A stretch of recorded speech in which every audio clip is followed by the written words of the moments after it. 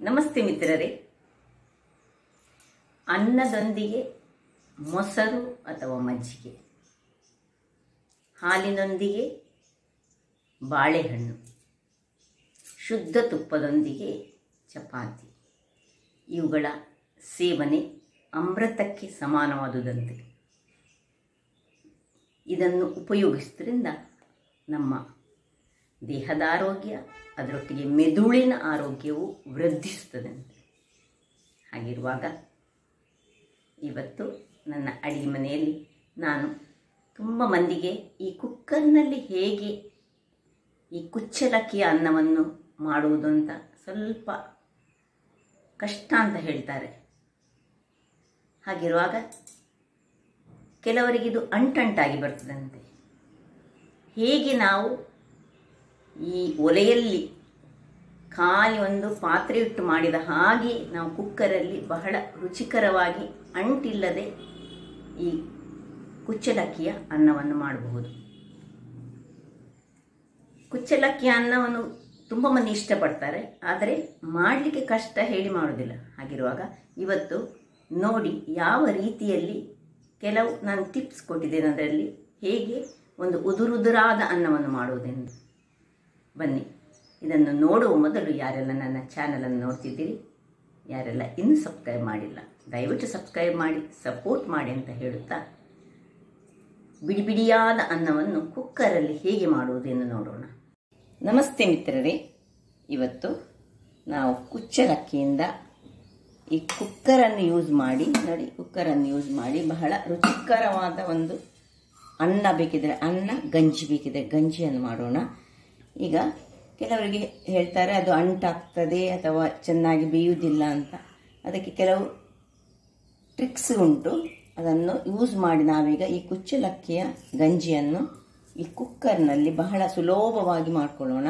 ಯಾಕೆಳಿದ್ರೆ ನಾವು ಹೀಗೆ ಮಾಡ್ಬೋದು ಗ್ಯಾಸ್ನಲ್ಲಿ, ಅದು ತುಂಬ ಗ್ಯಾಸ್ ಬೇಕಾಗ್ತದೆ ಈ ಮಡಿಕೆಯಲ್ಲಿ ಮಾಡಿದರೆ. ಆದರೆ ಮಡಿಕೆಯಲ್ಲಿ ಮಾಡಿದಂಥದ್ದು ಬಹಳ ರುಚಿಕರವಾಗಿರ್ತದೆ.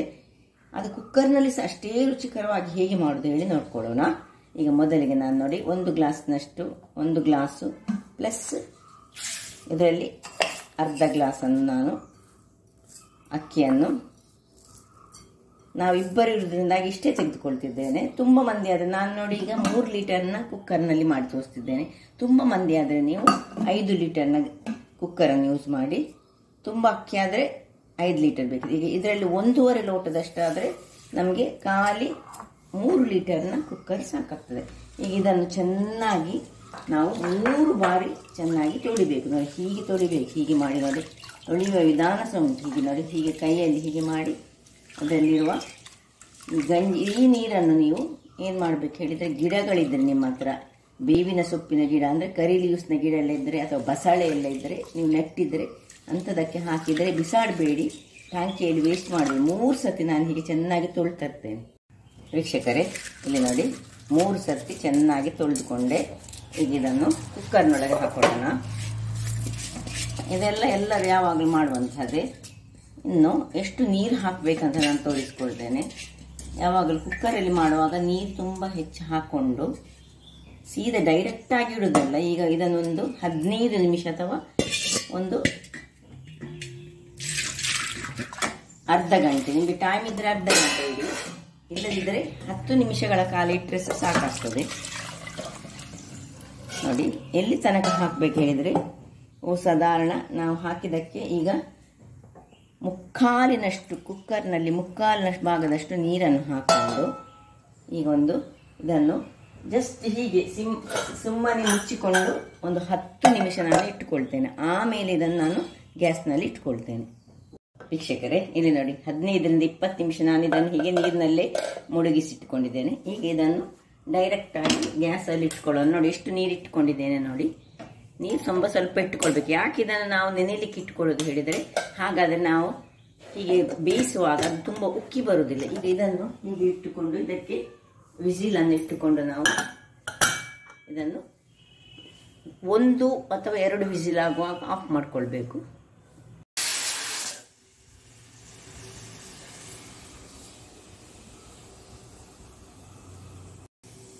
ವೀಕ್ಷಕರೇ, 2 ವಿಸಿಲ್ಗಳ ನಂತರ ನಾನು ಇದನ್ನು ಆಫ್ ಮಾಡ್ಕೊಳ್ತಿದ್ದೇನೆ. ಈಗ ಇದೇ ಒಂದು ಗ್ಯಾಸ್ನಲ್ಲಿ ಸ್ವಲ್ಪ ಬಿಸಿ ನೀರನ್ನು ತಣ್ಣೀರನ್ನು ಬಿಸಿ ಆಗಲಿಕ್ಕೆ ಇಡ್ತೇನೆ.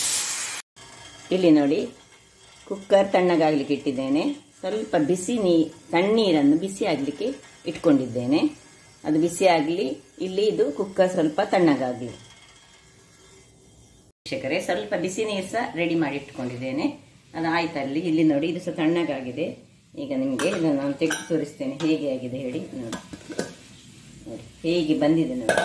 ನೀರು ಸಹ ಅಷ್ಟೇ ಉಂಟು, ಏನು ಕಡಿಮೆ ಆಗಲಿಲ್ಲ. ಅಂದರೆ ವಿಸಿಲ್ ಮಾತ್ರ ಹೋಗಿದೆ, ಅಷ್ಟೇ ನೀರಿನಲ್ಲಿ. ನೋಡಿ ನೋಡಿ ಹೇಗೆ ಅನ್ನ ಬಂದಿದೆ ನೋಡಿ.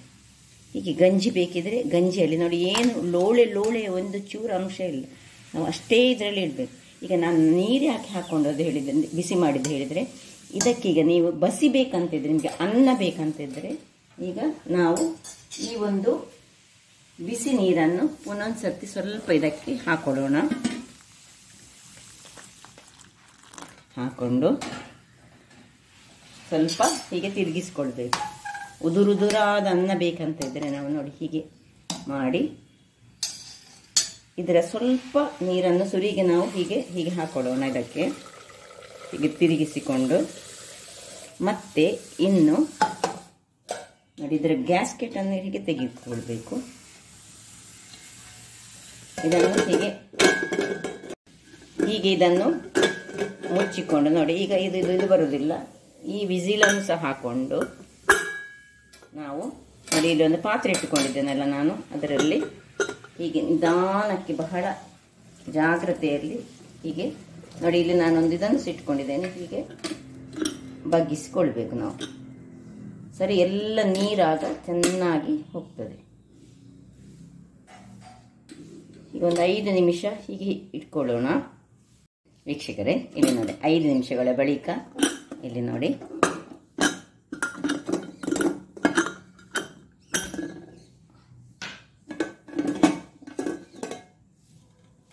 ಹೇಗೆ ಬಂದಿದೆ ನೋಡಿ.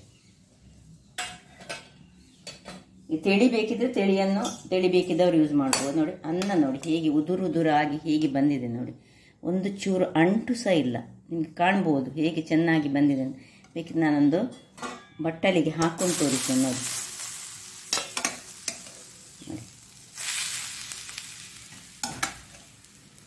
ಹೀಗೆ ಈ ಒಲೆಯಲ್ಲಿ ಮಾಡಿದ ಅನ್ನದ ಹಾಗೆ ಬಂದಿದೆ.